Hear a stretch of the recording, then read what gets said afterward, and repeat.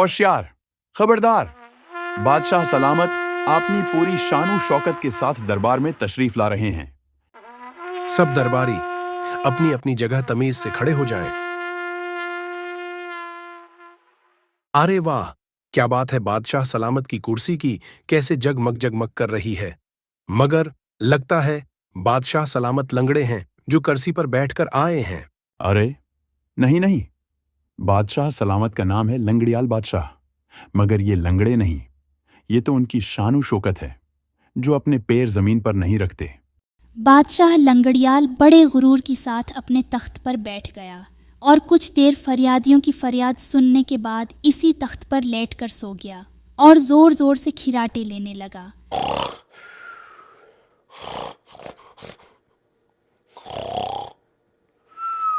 ये मनहूस तो सो गया, अब यहाँ रोक कर क्या करना, चलो यहाँ से। हाँ हाँ चलो, ये हमारे लिए कहाँ कुछ करेगा, उसे तो खाने और सोने से ही फुर्सत नहीं। मेरी बहन चुप करो, क्या कह रही हो, कहीं कोई सुन ही न ले। चलो चलो यहाँ से। तभी बादशाह की बेगम रूपाली दरबार में आई और बादशाह को मुखातिब करते हुए बोली, बादशाह सलामत जागिए, लोग परेशान हैं, आपके पास अपनी फरियाद लेकर आए हैं। आप कब तक खा पीकर ऐसे सूते रहेंगे? मगर लंगड़ियाल ने कोई जवाब न दिया और गहरी नींद सूता रहा। बेगम रूपाली एक खूबसूरत और रहम दिल मलका थी। ये सब लोगों को मुखातब करते हुए बोली, आप परेशान न होइए, बादशाह सलामत जल्द ही आप सबको दोबारा मिलने के लिए बुलवाएंगे। अब आप लोग अपने अपने घरों को बेफिक्र होकर जाएं। सब लोग मलका की बात सुनकर अपने अपने घरों को वापस लौट गए। कुछ देर बाद बादशाह नींद से बीदार होकर बोला, मेरे खाने का वक्त हो गया है, मज़ेदार चटपटे शाही पकवान मेरे लिए पेश किए जाएं। जरूर बादशाह सलामत, आपकी पसंद के खाने मेज पर लगा दिए गए हैं, चलकर नोश फरमाइए। गुस्ताख औरत, क्या तुझे मालूम नहीं ये हमारी शान के खिलाफ है कि हम वहां चलकर जाएं, खाना उसी तख्त पर लगा दिया जाए। फिर क्या था, बादशाह के हुक्म की तामील हुई और मज़ेदार खाने तख्त पर लगा दिए गए। खाने के बाद मलका रूपाली बादशाह को मुखातब करते हुए बोली, बादशाह सलामत, क्यों न बाग की सैर को जाया जाए, काफी दिनों से हम गए भी नहीं। अभी मेरे आराम का वक्त है, फिर कभी जाएंगे। अब जल्दी से गुलामों को बुलाया जाए ताकि वो मुझे मेरी आराम गाह तक ले जाएं। और हाँ मलका बेगम, तुम जाकर रात के खाने के लिए अच्छे अच्छे लजीज पकवान तैयार करवाओ। ये कहकर बादशाह अपनी आराम गाह में चला गया। दूसरे दिन बादशाह के लिए शाही नाश्ता बड़ी शानो शौकत के साथ लगाया गया। बादशाह थोड़ा नाश्ता खाने के बाद बोला, आज नाश्ता लजीज नहीं, ले जाओ मेरे सामने से और कुछ और बना कर लाओ। क्यों नहीं बादशाह सलामत, आज मैं आपका पसंदीदा नाश्ता खुद तैयार करूंगी। फिर क्या था, मलका रूपाली ने जायके से भरपूर खाना बड़ी देर की मेहनत के बाद बनाया। सारे खाने बादशाह की पसंद के मुताबिक थे।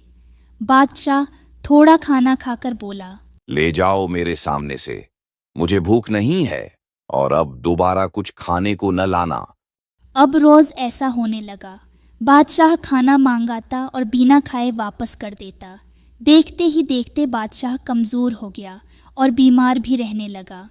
मलका ने बादशाह की बीमारी से परेशान होकर रियासत के सबसे काबिल हकीम को बुलवाया। हकीम साहब मलका रूपाली को मुखातब करते हुए बोले, क्या तकलीफ है बादशाह सलामत को, ऐसे क्यों पड़े हैं? हाय हाय। हकीम साहब, बादशाह सलामत की भूख बिल्कुल खत्म हो चुकी है और कमजोरी इतनी ज्यादा है कि चल फिर भी नहीं सकते।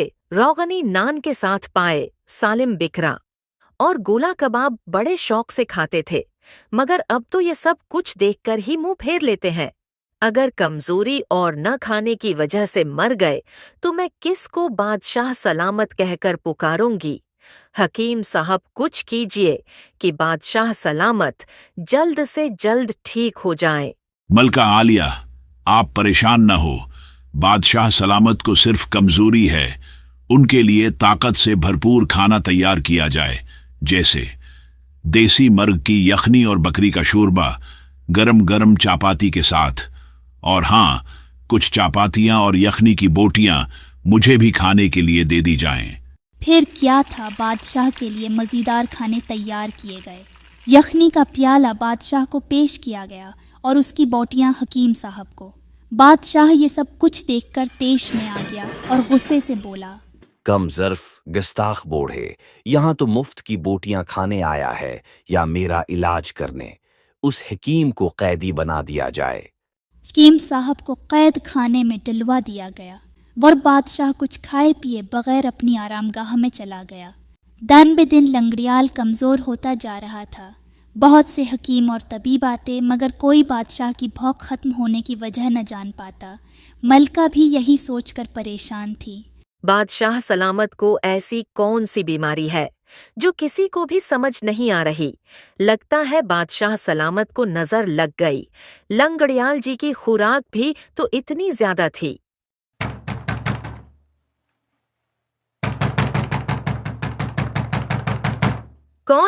कौन है दरवाजे पे? अंदर आ जाओ। मलका हालिया, बादशाह सलामत की बीमारी का सुनकर करीब के गांव से एक हकीम आया है, आपसे मिलना चाहता है। अच्छा, बहुत खूब, उसे फौरन बुलाया जाए। जनाब, मेरा नाम शराफत है। मैं करीब के गांव में लकड़ी का काम करता हूं और थोड़ी बहुत हिकमत भी जानता हूं। मेरे दादा महल में शाही हकीम रहे चौके हैं जो आपके बुजुर्गों का इलाज करते थे। अच्छा, तो तुम हमारे खानदानी हकीम सदाकत और अफसद दो के पूते हो?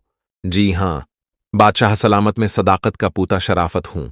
तुम कम ज़र्फ गरीब लकड़ी का काम करने वाले क्या बादशाह सलामत को ठीक कर पाओगे? मलका आलिया गुस्ताखी मुआफ। मुझे एक मौका दिया जाए, अगर मैं नाकाम रहा तो जो चाहे सजा दीजिएगा। मुझे बादशाह सलामत के इलाज के लिए एक खाली कमरे की जरूरत है और साथ ही कुछ लकड़ियां चाहिए। ये कैसा इलाज है जो खाली कमरे में होगा, वो भी लकड़ियों से? मलका आलिया, आप जानती तो हैं मैं लकड़ी का काम करता हूं। बस आप परेशान ना हो, बादशाह सलामत जल्द ही ठीक हो जाएंगे। फिर क्या था, शराफत ने खाली कमरे में लकड़ियों की मदद से आग जलाई और कमरे का फर्श खूब गर्म किया। फिर बादशाह को इस कमरे में धकेल दिया और बाहर से दरवाज़ा बंद कर दिया। फिर क्या था, गर्म फर्श पर बादशाह के पैर जलने लगे। वो ज़ोर ज़ोर से चीखने लगा, बचाओ बचाओ, कितना गर्म कमरा है, हाय मैं जल गया, हाय मैं मर गया, बचाओ मुझे, दरवाजा खोलो, खोलो दरवाजा, खोल दे दरवाजा, खोल दरवाजा, खोल जल्दी। बादशाह का शोर सुनकर कमरे के बाहर मलका रूपाली और बाकी लोग जमा हो गए। ये कैसा शोर है? मलका आलिया, गुस्ताखी माफ। आप परेशान न हों, बादशाह सलामत पर दवाई का असर है, कुछ देर में खत्म हो जाएगा। चलो तो फिर ठीक है। अच्छा है बादशाह सलामत का इलाज ठीक से हो। थोड़ी देर बाद बादशाह कमरे से बाहर आ गया और शराफत को मुखातब करते हुए गुस्से से बोला, कम ज़र्फ गुस्ताख, तेरी ये मजाल तूने मुझे गर्म कमरे में धकेला। मैं चीखता रहा, कूदता रहा, नाचता रहा, मगर तूने मेरी एक न सुनी। अब सजा के लिए तैयार हो जा। ये कहकर बादशाह ने शराफत को कैद खाने में डलवा दिया और फिर अपने गुलाम को मुखातब करते हुए बोला, मेरे लिए जल्द से जल्द मज़ेदार खाना लाया जाए, मुझे बहुत भूख लगी है। फिर क्या था, बादशाह लंगड़ियाल ने खूब मज़े ले लेकर और पेट भरकर खाना खाया। मलका ये सब हैरानगी से देख रही थी। बादशाह सलामत, आप तो पहले की तरह ठीक हो गए। आज तो आपने सारा ही खाना सफा चट कर दिया, हमारे लिए भी कुछ नहीं छोड़ा। हाँ बेगम, बहुत भूख लगी थी। गर्म कमरे में जब भागा, कूदा, नाचा तो मैं बहुत थक गया और मुझे भूख लगना शुरू हो गई। उसका मतलब हकीम शराफत ने आपका इलाज कर दिया। हाँ वाकई, आप बिल्कुल ठीक समझी। मैं अब बेहतर महसूस कर रहा हूँ। फिर क्या था, हकीम शराफत को बुलाया गया और बादशाह हकीम को मुखातिब करते हुए बोला, ये सब तुमने कैसे किया?